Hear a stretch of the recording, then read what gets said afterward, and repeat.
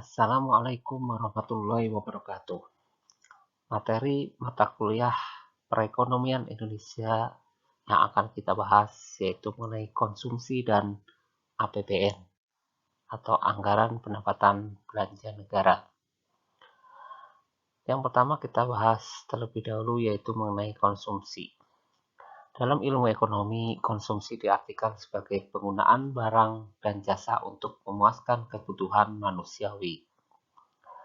Konsumsi adalah suatu kegiatan yang bertujuan untuk menghabiskan daya guna suatu benda, baik yang berupa barang maupun jasa, untuk memenuhi kebutuhan dan kepuasan secara langsung. Selanjutnya, konsumsi adalah pembelanjaan barang dan jasa oleh rumah tangga. Barang itu sendiri mencakup pembelanjaan rumah tangga pada barang yang tahan lama, seperti kendaraan dan perlengkapan, dan barang tidak tahan lama seperti makan dan pakaian. Sedangkan jasa mencakup barang yang tidak berwujud konkret, seperti potong rambut dan kesehatan. Pembelanjaan rumah tangga atas pendidikan juga dimasukkan sebagai bagian dari konsumsi jasa. Selanjutnya kita akan bahas tentang faktor-faktor yang mempengaruhi tingkat konsumsi. Yang pertama adalah pendapatan rumah tangga. Semakin tinggi pendapatan, semakin tinggi tingkat konsumsi. Secara makro, agregat pengeluaran konsumsi masyarakat berbanding lurus dengan pendapatan nasional. Semakin besar pendapatan, maka semakin besar pula pengeluaran konsumsi masyarakat dan sebaliknya. Yang kedua, kekayaan rumah tangga. Semakin tinggi pendapatan, semakin tinggi tingkat konsumsinya. Yang ketiga, tingkat suku bunga. Semakin tinggi tingkat bunga, semakin rendah tingkat konsumsi. Masyarakat akan lebih tertarik menyimpan uang ketika suku bunga tinggi daripada digunakan untuk konsumsi. Selanjutnya adalah faktor yang keempat, ekspektasi rumah tangga terhadap masa depan. Ketika perekonomian di masa depan diprediksi semakin baik, maka pola konsumsi meningkat. Sebaliknya, jika kondisi perekonomian diprediksi semakin lesu, maka masyarakat mengurangi konsumsinya saat ini. Faktor yang kelima, kebijakan pemerintah mengurangi ketimpangan distribusi pendapatan. Keinginan pemerintah untuk mengurangi ketimpangan dalam distribusi pendapatan ternyata akan menyebabkan bertambahnya pengeluaran konsumsi masyarakat secara keseluruhan. Yang keenam, program-program pensiun. Individu yang memiliki program pensiun relatif besar akan meningkatkan pola konsumsi saat ini. Sebaliknya, bagi mereka yang memiliki program pensiun kecil, maka akan mengurangi pola konsumsi saat ini. Yang ketujuh yaitu faktor non-ekonomi, yaitu sikap berhemat.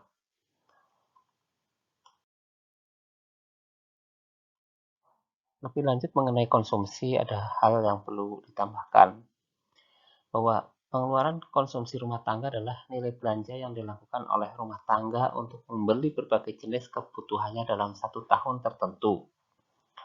Pengeluaran konsumsi masyarakat dapat dijadikan salah satu perbedaan antara masyarakat yang sudah mapan dan yang belum mapan, atau antara negara maju dan negara berkembang. Pengeluaran konsumsi masyarakat yang belum mapan biasanya didominasi oleh konsumsi kebutuhan pokok atau kebutuhan primer. Sedangkan pola konsumsi masyarakat yang sudah mapan cenderung lebih banyak teralokasi ke dalam kebutuhan sekunder atau bahkan tersier.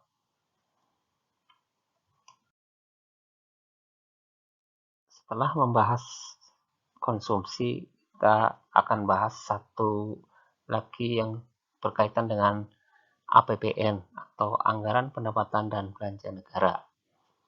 Dalam pembentukan anggaran, pemerintah Indonesia melakukan perumusan setiap 1 tahun sekali dengan mengajukan anggaran pendapatan dan belanja negara dari Presiden untuk disetujui oleh Dewan Perwakilan Rakyat. APBN berisikan daftar sistematis dan terperinci yang memuat rencana penerimaan dan pengeluaran negara dalam 1 tahun anggaran. Pola APBN dan realisasinya adalah untuk melaksanakan tugas sehari-hari atau rutin dalam rangka pelaksanaan kegiatan di bidang pemerintahan. Di sini APBN mempunyai fungsi otorisasi, perencanaan, pengawasan, alokasi, distribusi, dan stabilisasi.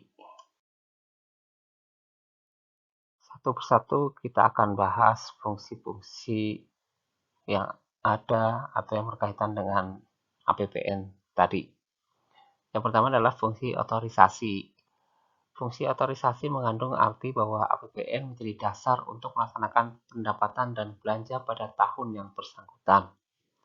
Yang kedua, fungsi perencanaan yang mengandung arti bahwa APBN menjadi pedoman bagi manajemen dalam merencanakan kegiatan pada tahun yang bersangkutan. Yang ketiga adalah fungsi pengawasan, mengandung arti bahwa APBN menjadi pedoman untuk menilai apakah kegiatan penyelenggaraan pemerintahan sesuai dengan ketentuan yang telah ditetapkan. Fungsi yang keempat yang berkaitan dengan fungsi APBN adalah fungsi alokasi. Fungsi alokasi mengandung arti bahwa APBN harus diarahkan untuk menciptakan lapangan kerja atau mengurangi pengangguran dan pemborosan sumber daya, serta meningkatkan efisiensi dan efektivitas perekonomian. Yang kelima adalah fungsi distribusi, mengandung arti bahwa kebijakan APBN harus memperhatikan rasa keadilan dan kepatutan. Dan yang keenam adalah fungsi stabilisasi, mengandung arti bahwa APBN menjadi alat untuk memelihara dan mengupayakan keseimbangan fundamental perekonomian negara. Demikian materi yang bisa disampaikan, yaitu mengenai konsumsi dan APBN. Mudah-mudahan materi ini bisa menambah wawasan yang berkaitan dengan mata kuliah perekonomian Indonesia. Terima kasih atas perhatiannya. Assalamualaikum warahmatullahi wabarakatuh.